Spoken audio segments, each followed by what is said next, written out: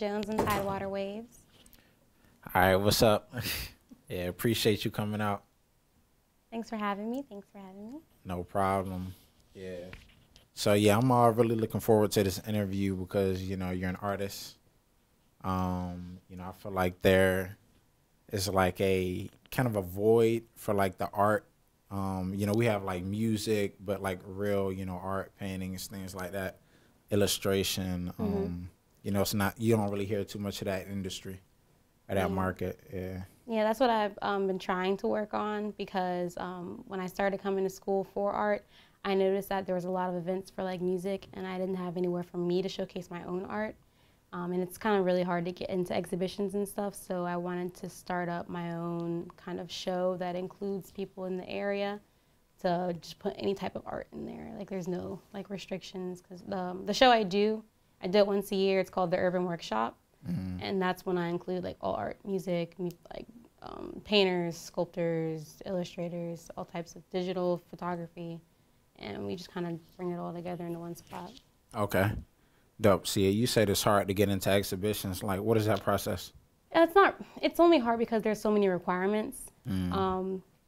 Usually, like in a college area, they want you to be a student. And I just graduated in May, so now I'm not really eligible to even apply to a lot of shows now. Oh, wow. In the area, like I'd have to go out of state, so it's a little inconvenient.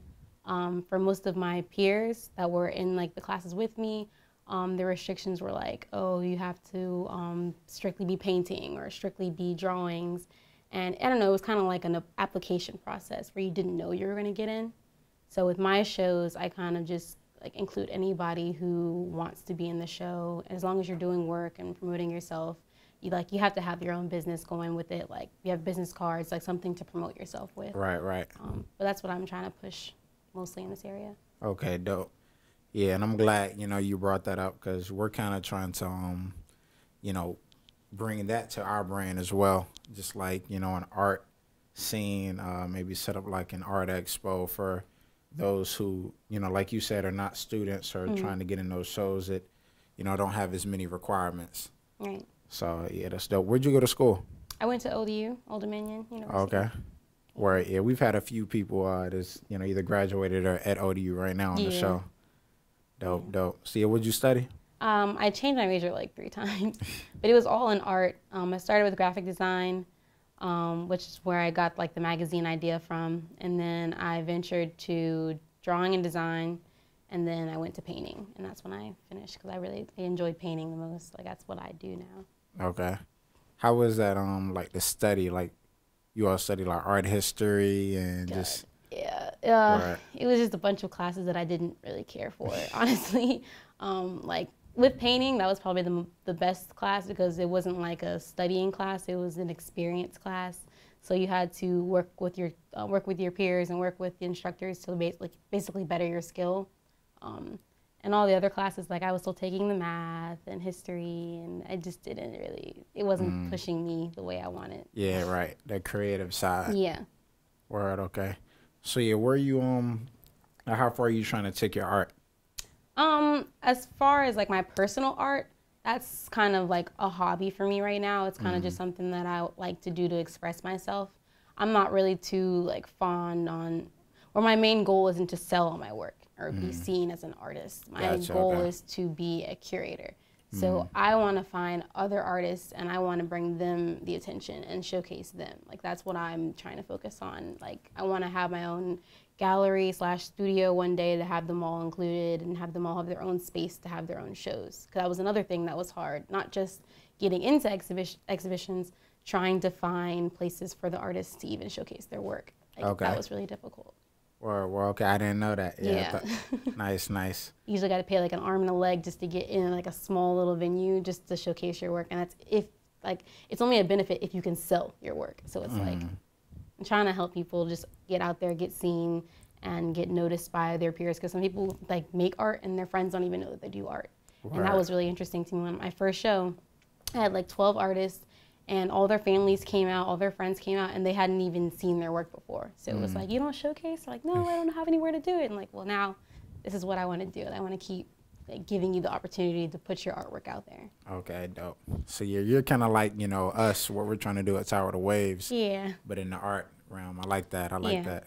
Yeah, we need more people like in positions of facilitating, leadership, and curating, because it's a lot of talent. You know, like you said, you're an artist, but you know, it's other people. Like if you already have that vision for setting things up, why not? Dope. So yeah, do you have any inspirations as far as art? Just like as artists or like Artist or well, like you said, you're a curator, entrepreneurship, things like that. I wasn't actually interested in curating until like my senior year of college. I started talking to my professors, and we had taken a senior project class, and they were bringing in curators to talk to us about like how to start putting your work into shows.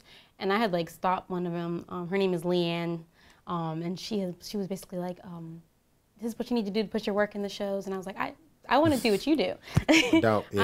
I'm not concerned about, my work being seen. I want to help. I want to do what you do. And she was so like struck by that, because no one wants to be in the shadows. They want to be seen, especially as an artist. And so she was like, well, I'm going to help you as much as I can. And so she's been pretty much helping me like start like real shows. Like I had an exhibition that I did at in Cortland, Virginia, at the Rawls Museum Art. And I had I think like 4 artists in them. And it was pretty small for me, but it was something I could say that I actually did. It was like a real gallery, real museum. So that was inspiring, and that basically pushed me to keep going. As far as artists, there are some, but it's kind of like I look up to them because they've made themselves so big helping others. Like Santana Distorted, she's like my favorite like artist, curator, and like my goal one day is to meet her, but like that's in a dream. But so who is that? Like what does she do? She's a graphic designer and illustrator and a painter, and she's like from like the city, so I'm not from the city, so it's like I want to move to the city one day and try to work out there. But she's just really inspiring. She's always having shows. She always has like tour paint and sips. She goes around like cities to meet other artists and like, just interact with people, and she's amazing. Yeah, that's a dope idea. Yeah. Yeah, I'm glad you brought that up, because I got a great question for you. Okay. And I normally ask this to like, music, artists or whatever, but with you being an artist, what are some great cities for you to kind of build in? And, you say you want to be in the city, like Atlanta, New York. Oh, yeah. With art, like I just went up to Philly for an art show with Pancakes and Booze. And that alone was inspiring. Like it made me feel like, okay, I need to get in this environment. Yeah.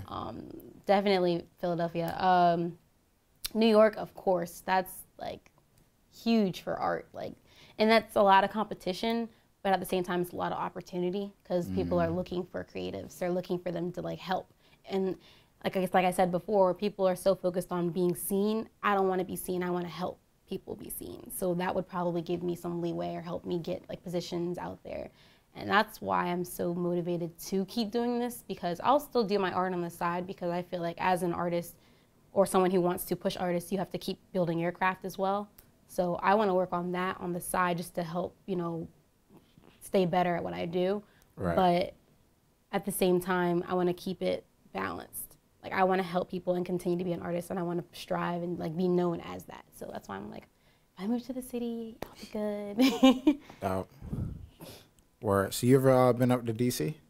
Yeah, I'm basically from DC almost. I'm not gonna lie and say that. But like I used to go to DC every weekend, try to go like to events and stuff, mostly like craft festivals. Nice. So I'm very familiar with DC.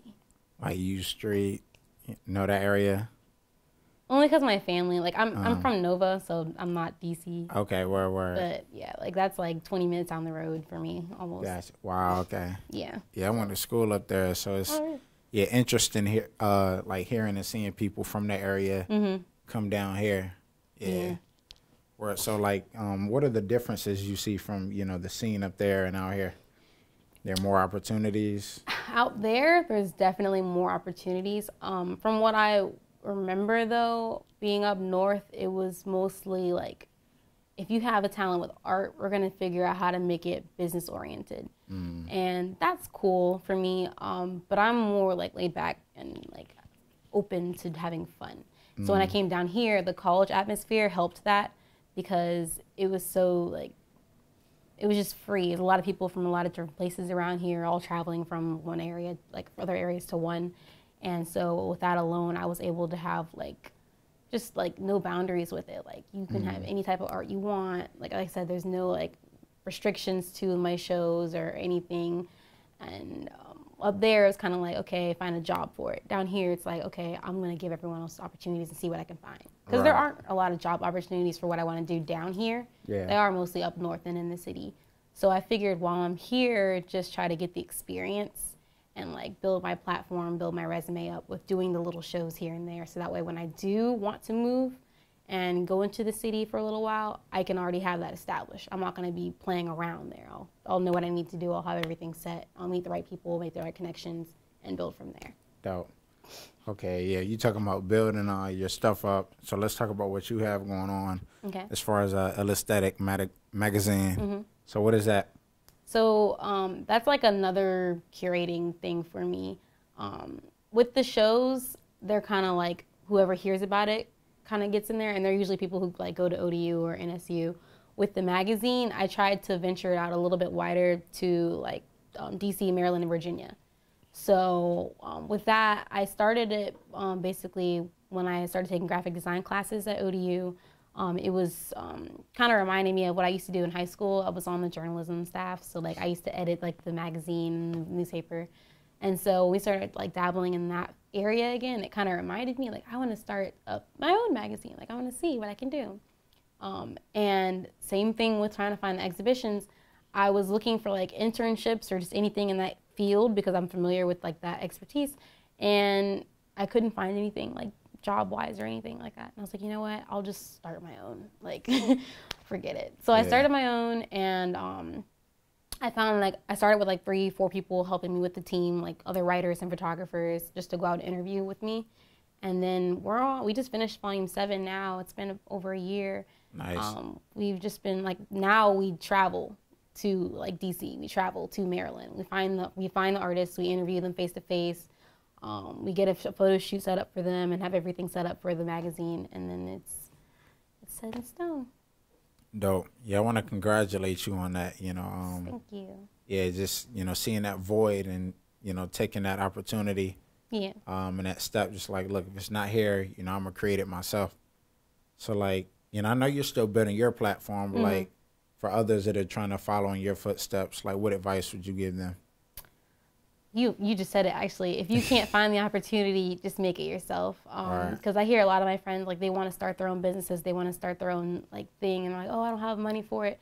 Don't be concerned about the money. As long as someone sees you trying and sees you trying, you have an idea and you have goals behind it and you're trying to push for those goals, you'll be fine. Like, everything that you have, as long as you have a plan, everything that you have set forward, you can accomplish.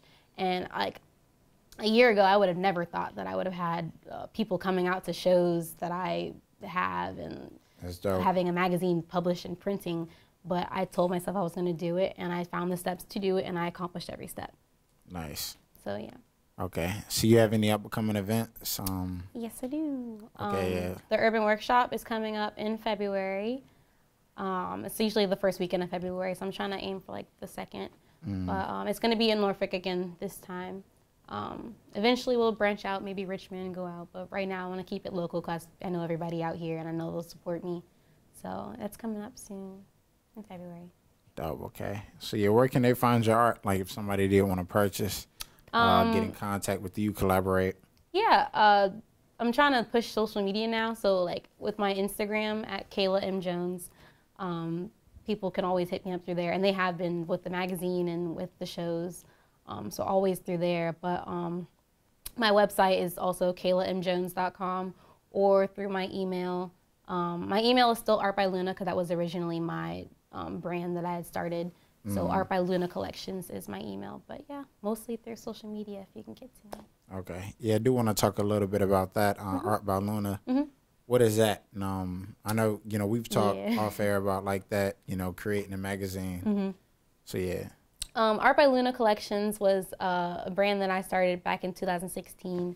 That's when I first started really getting involved into like art. Like I've always been making art, but I was like, how can I I started noticing people were like making a brand off of their art and selling it. And I'd never sold art before. So when I first started learning how to paint, I started the brand just to have like a little platform so people could follow me and follow my art. And with Art by Luna, it didn't go left, but it kind of went bigger than what I thought it was going to be because I had added more stuff to it. I added the magazine and I added the shows. And so when people saw Art by Luna, they just kind of tied it all together. And so I kind of wanted to keep that just building, like Art by Luna isn't just paintings. Art by Luna is me. Like it's everything that I have. It's my collection of arts. So. What inspired that like kind of business branding mindset in you? You know, I think it's just in me because my parents, they're business owners. Like they have their own little businesses, and that'll like, do it. So like seeing them doing their own thing and like straying away from like the 9 to 5 in their office and doing their own stuff on the side, it kind of made me like, you know, I can do my own little thing. Like I can have my own